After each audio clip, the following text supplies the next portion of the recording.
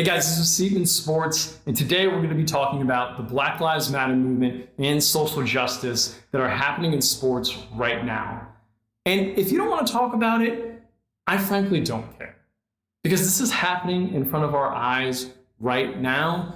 And I know that people don't want to talk about it, but I don't care.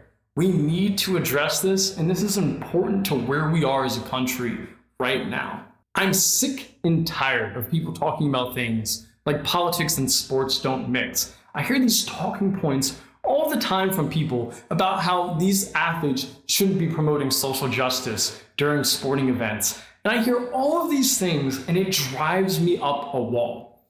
So today I'm going to be going one by one through those points and refuting them because a lot of them are not based on sound logic whatsoever. Let's talk about the first thing that people always say when it's brought up, that politics and sports just don't mix. It's like church and state. They should be completely separate. Well, that's factually not true. In the history of this country, sports and politics have been intertwined forever. There's so many examples of sports and politics colliding together. You have it when Jesse Owens won a gold medal in front of Adolf Hitler. Jackie Robinson breaking the color barrier in 1947 in Major League Baseball. And in 1968, John Carlos and Tommy Smith, medal winners in the Olympics, did the Black Power symbol during the national anthem in protest of what was going on in America at the time. In fact, here's a clip from Howard Cosell about that very event over 50 years ago, and what he say still resonates to this day. They say the games are sports, not politics, something separate and apart from the realities of life.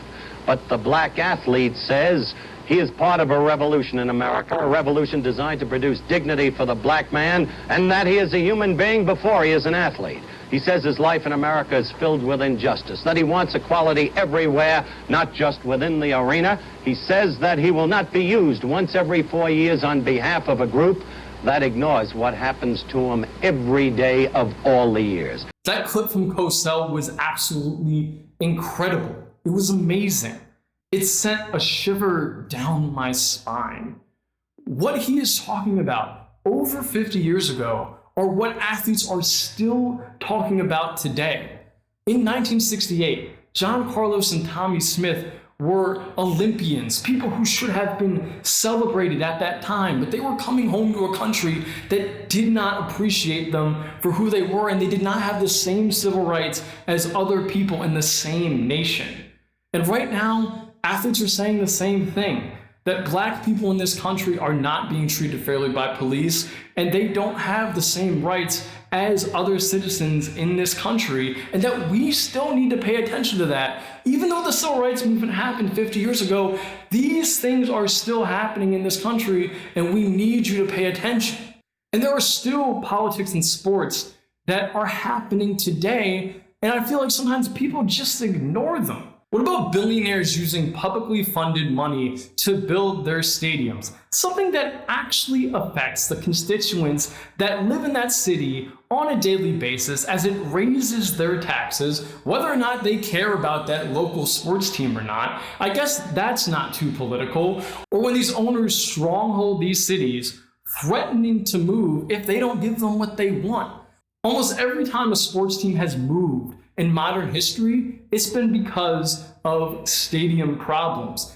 And when these cities don't give in to the demands of these owners, they take advantage of the cities and just up and move. Or how about the fact that sports leagues are almost all monopolies? You know, we talk about how Amazon could get too big and it could become a monopoly, and that could become a huge problem in this country. Well, these professional sports leagues are all monopolies granted by our government. But I guess that's not too political, right?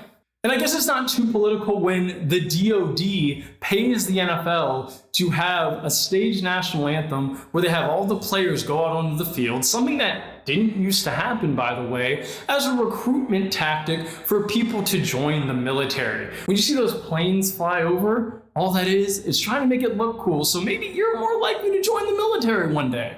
But that's not too political, right? Or how about amateurism? The fact that college athletes are pretty much the only people in this country that can't make money off their likeness. But that's not too political. And really what it is it's not politics in sports, because there's clearly politics in sports.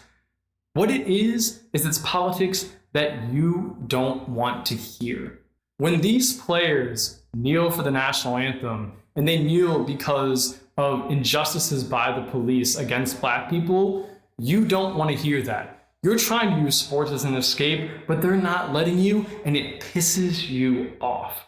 You're okay with all of these other messages, but you're not okay with this one because it makes you uncomfortable. Talking about race makes people uncomfortable. Everybody likes to pretend that because we've come a long way since the civil rights movement, that everything is just magically better now. But that's not the case. And people are trying to tell you that, and you simply don't want to listen. And that's what the real issue is. It's not that you don't want politics in sports. It's that you don't want politics that you don't like in sports. And if you support the politics in those sports, then you wouldn't care.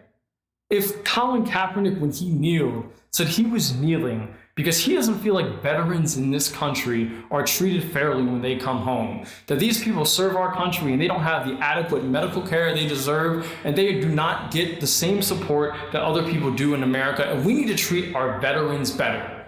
I guarantee you, these same people who are against this protest would be a lot more for it. Or if when people kneel, they said, the reason I'm kneeling is because I need to hold politicians accountable, and politicians lie to us every single day. And I'm not going to stop kneeling until politicians start serving our community better and telling us the truth. I guarantee you not as many people would have a problem with it. But no, it's not about that. It's about the message that they're sending, and you just don't want to hear it. And then I hear another point too. Well, I can't do this at my job. If I protested at my job, I'd get fired. And you know what? You're right. If I protested at my job, I probably would get in trouble. But here's the thing. I'm not a professional athlete. I'm not one of the 1% of the 1% of the 1% of the best at what I do. And if we sit here and we try to compare our jobs, everyday jobs, to professional athletes, there's going to be a lot of things that they're allowed to do in the workplace that we're not allowed to do. And if you want to do whatever you want at work, try becoming such a valuable asset to your company that they're not going to fire you for it. And if you're one of the best lawyers or the best doctors in America, you get a lot more leeway of what you can do with your job. And so if that's your complaint, I can't do it at my job, well, that really seems like a you problem. And at the end of the day, their jobs are allowing them to do it.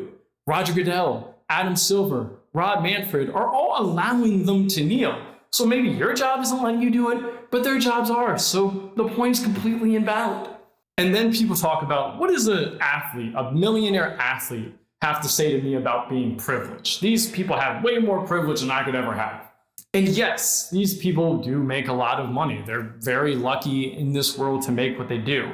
But a lot of these athletes do not come from these situations. In fact, most of them don't, and they've had to fight uphill their entire lives. And so these Black athletes, a lot of the time, they know what it's like to be poor and Black in America and the problems that they face. And now that they're in a position of power and privilege, they want to let people know about that. But now because they're millionaires, they don't get to tell you about privilege. It doesn't make any sense. And so many of these athletes do so many good things for their communities. And a lot of these things we never hear about. They go completely under the radar because media is so much in the mode of I gotcha when it comes to people doing bad things. And we hear all of the stories about people committing domestic violence or having DUIs, but almost never about the good things that people do in their communities and around this country. So many athletes give back to their communities. I mean, look at LeBron James, for example. He built a school for his community. He has so many charities and foundations that help people across this country.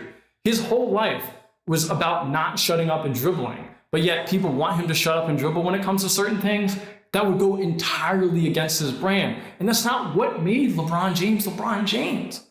And so people will say, oh, kneeling doesn't do anything. Do something in your community. A lot of these people do. You just aren't paying attention. And if there's one thing that bothers me more than anything about this, more than anything, it's the fact that if someone who committed domestic violence or a DUI were to sign with a team like the Cowboys, like Greg Hardy did a few years ago, there would be so much less backlash to that than if Colin Kaepernick did.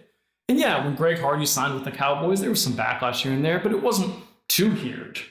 If Colin Kaepernick were to sign with the Cowboys, people would lose their minds. And you can sit here and tell me, oh, well, I'd be against both. I don't want them to sign either.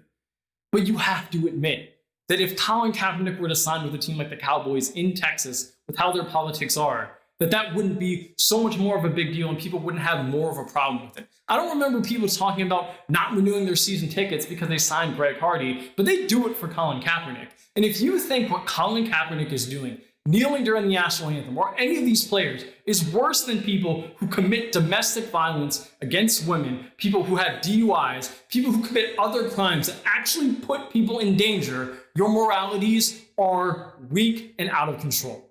And that's the thing. People will sign guys who have committed crimes, people who have cheated the leagues, people who have used steroids and cheated the game. Those people get less slack than someone like Colin Kaepernick does, than some of these other athletes do. And that is just beyond wrong. Social justice messages are here to stay in sports. If you think this is something that's just going to happen inside the bubbles that are all going on right now, if you think this is going to fade away, you're incredibly wrong. This is going to stay for a long time. These athletes have power, they have a position to make their point, and they're going to do so. And if you want to sit there and never watch sports again the rest of your life, I guess you can do that. But why would you take away something that you've enjoyed your entire lifetime just because you don't want to hear one simple message that they're saying? And maybe instead of just ignoring that and getting pissed off about it, maybe you should listen to what these people are saying. Because at the end of the day, you may find you're not as opposed to what they're saying as you think you are. America is a great country. And that's because we're constantly striving to be better. And we decided to not be like other countries. People came here for freedom. And people came here because they did not want to bow down to a country that did not appreciate their civil rights. And that's what still makes America great today. And it's getting better every single day we move forward. It's not perfect, but it's getting better as long as we try to make it better. And the great thing about it is we have freedom of speech. We are not going to be persecuted if we don't stand up for the national anthem. If you want to live in a country where you are forced to stand for the national anthem, where there is forced nationalism, I think North Korea sounds like a good country for you to live in. I'm saying this unapologetically. Black lives matter. And I say that because Black people in this country have to face injustices that I don't have to face as a white person. And that is the truth. I'm Jimmy Seidman. This is Seidman Sports. I'll catch you guys next time.